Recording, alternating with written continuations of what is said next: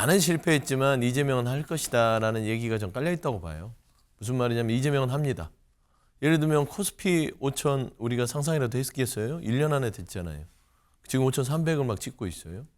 그러면은 코스피 5천을 이뤄낸 이재명이기 때문에 이재명 대통령 반드시 한다는 말보다는 본인은 실패했지만 이재명 대통령은 할 것이다라는 전제가 깔려 있는 것이지, 이게 내가 부동산 실패했으니까 이재명 대통령도 실패할 것이다라고 보는 것은 좀 비뚤어지게 보는 시각이죠.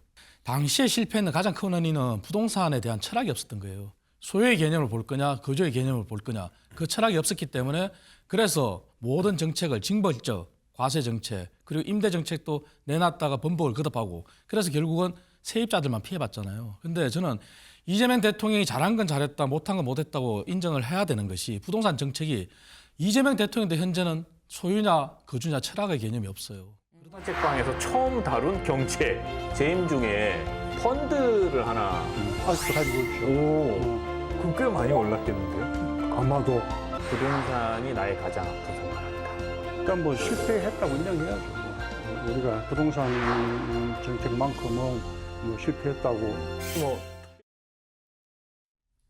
네.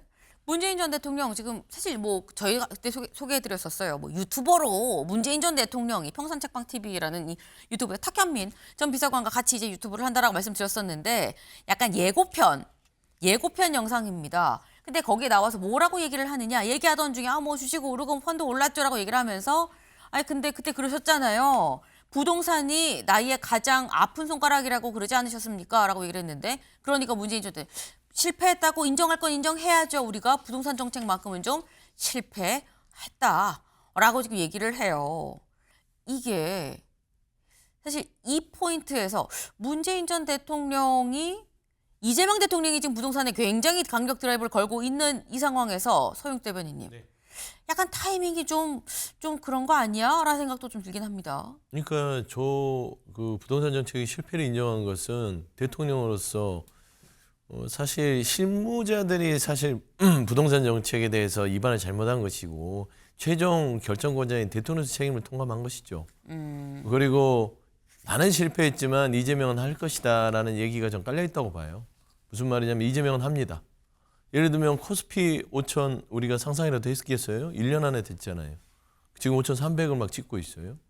그러면은 코스피 5천을 이뤄낸 이재명이기 때문에 이재명 대통령 반드시 한다는 말보다는 본인은 실패했지만 이재명 대통령은 할 것이다라는 전제가 깔려 있는 것이지, 이게 내가 부동산 실패했으니까 이재명 대통령도 실패할 것이다라고 보는 것은 좀 비뚤어지게 보는 시각이죠. 그래서 저는 사실 문재인 전 대통령이 부동산 정책을 시행할 때 저도 늘 비판했습니다. 이런 식의 부동산 정책은 결국에는 시장 혼란만 초래한다. 신호가 정확하지 않았기 때문에. 그리고 대통령이 직접적으로 참여하는 것도 없었어요. 당시에 부동산 정책실장들을 비롯해서 당시 그 부동산 정책을 이끌었던 사람들이 예전에 그 지자체에서 부동산 정책 실패했던 사람 갖다 쓰면서 인사부터 조금 문제가 있었던 것으로 제가 알고 있고 그걸 지적했는데, 사실 저는 이번에는 이재명 대통령이 직접적으로 참전하면서 네. 최소한의 시장의 불확실성을 계속해서 없애고 있어요. SNS를 통해서 대통령 의지가 명확하기 때문에 괜히 이게 할까 말까라고 고민하지 마시오. 나는 무조건 합니다. 그러니까 집을 내놓을 생각을 하십시오. 라는 것으로 지금 시장을 계속 요동치면서 안정화 쪽으로 가기 때문에 저는 문재인 전 대통령이 사실 이재명 대통령의 부동산 정책의 성공을 바라는 마음에 본인의 어떤 아픈 손가락을 얘기한 게 아닌가 생각합니다. 이창근 의원님.